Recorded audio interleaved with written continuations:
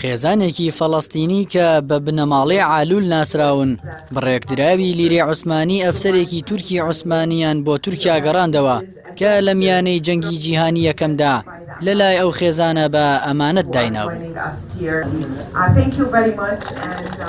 بۆ بۆنەوە ئاهەنگێکی تایبەت لە بارەگای پارێزگای نابلس گەورەترین دەسەڵاتی شارەکە ڕێکخراو. تیایدا ئەمانەتەکە درایە دەستی ئەحمەد ڕەزا دیمیر باڵیۆزی گشتی تورکیا لە شاری قودس. لای خۆیەوە ڕاغب حیلمی عالول کە لە دوای کۆچی دوایی باپیر و باوکیەوە ئەمانەتەکەی پاراستووە ڕایگەیاند ئەو ئەمانەتە لەلایەن یەکێک لە ئەفسەرانی سوپای عوسمانی ئەو کاتەوە لای عومەر عالولی باپیری دانراوە بەبێ ئەوەی ئاشنای ناوەکەی بێت.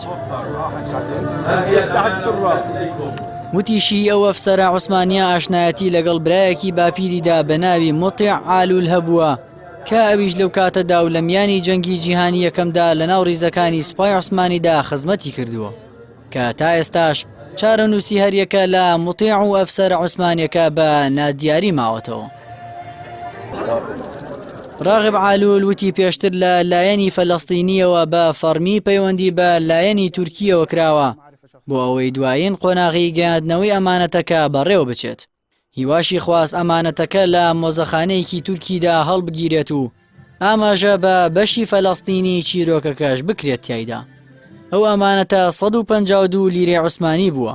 بە وتەی مێژووناسانی تورکیاش بەهای ئەمانەتەکە لە ئێستادا هاوتایە لەگەڵ 30,000 دۆلاری ئەمریکی.